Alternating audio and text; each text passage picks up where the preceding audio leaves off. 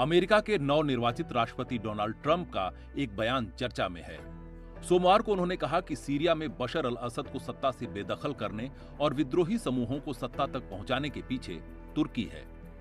Florida में एक news conference में ट्रंप ने कहा कि सीरिया से असद के जाने के बाद तुर्की यहां अहम विदेशी ताकत बनकर उभरा है। Think tank foundation for defence of democracies के कार्यकारी निदेशक जोनाथन स्केंजर ने ब्रिटिश अखबार फाइनेंशियल टाइम्स से कहा, ट्रंप ने एक तरह से सीरिया के नए शासक और उसके साझेदारों को चेतावनी दी है कि वे सतर्क रहें, क्योंकि उनकी नजर बनी हुई है। क्या ईरान और तुर्की यहां भी आमने सामने होंगे? दरअसल तुर्की के राष्ट्रपति रेचप तैयब अर्दोआन की ख्वाहिश रही है कि ऑटोमन साम्राज्य के दौरान तुर्की का आसपास के इलाकों में जितना प्रभाव था वो आज भी बना रहे।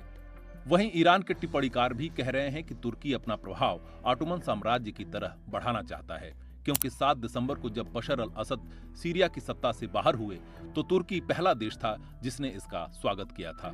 ईरानी यूनिवर्सिटी के प्रोफेसर जफर हक पनाह ने सुधारवादी अखबार एतमाद से 15 दिसंबर को कहा था कि आपको यह बात दिमाग में रखनी चाहिए कि तुर्की के पास ऑटोमन साम्राज्य की विरासत है। तुर्की की जो भौगोलिक स्थिति है वह भी उसे क्षेत्रीय ताकत बनने में मदद करती है। सीरिया में तुर्की ने बढ़त हासिल की है, लेकिन इसराइल के आने से उसकी चुनौती बढ़ गई है। अमेरिका और यूरोप से भी सीरिया में तुर्की को चुनौती मिलेगी। उन्होंने कहा, इराक की तरह सीरिया में तेल और गैस नहीं है। ऐसे में सीरिया के निर्माण में पैसे की चुनौती बनी रहेगी। इसराइल सीरिया में अपनी मौजूदगी ज्यादा मजबूत करेगा। ऐसे में तुर्की से टकराव बढ़ना लाजमी है। जाहिर है कि सीरिया में ईरान और तुर्की के हित भी टकराएंगे। सीरिया में तुर्की ईरान की जगह ले सकता है।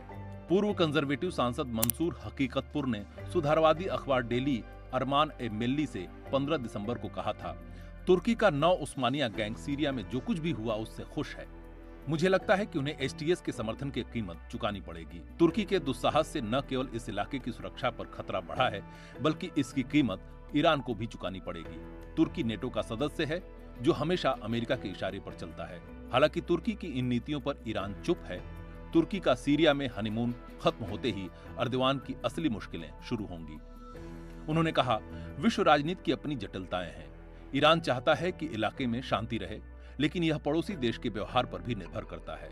हम उन्हें व्यवहार ठीक करने का वक्त देंगे, लेकिन मध्य पूर्व में मनमानी की अनुमति नहीं दे सकते। कायहान ईरान का हार्डलाइनर न्यूज़पेपर है। इसने अपने एक विश्लेषण में लिखा, अर्दवान ने कहा था कि अगर पहले विश्व युद्ध के बाद अलग तरीके से सीमांकन होता तो अलेप्पो, दमिश्क, इदलिब और रक्का तुर्की में होते। अर्दवान ने ये बातें अपने पार्टी के एक सम्मेलन में कही थी। पिछले हफ्ते ईरान के सर्वोच्च नेता आयतुल्लाह अली खामेनेई ने तुर्की का नाम लिए बिना निशाना साधा था।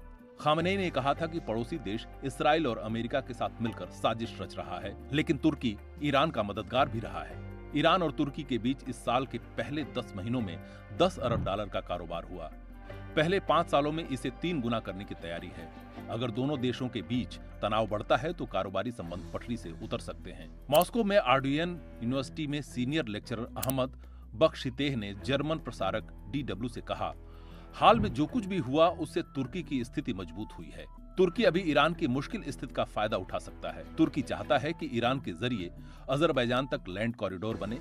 इसके लिए तुर्की ईरान पर दबाव डालेगा, लेकिन ईरान को डर है कि अजरबैजान इसका इस्तेमाल आर्मीनिया के खिलाफ कर सकता है। रूस सीरिया और अजरबैजान में हस्तक्षेप के पक्ष में नहीं है।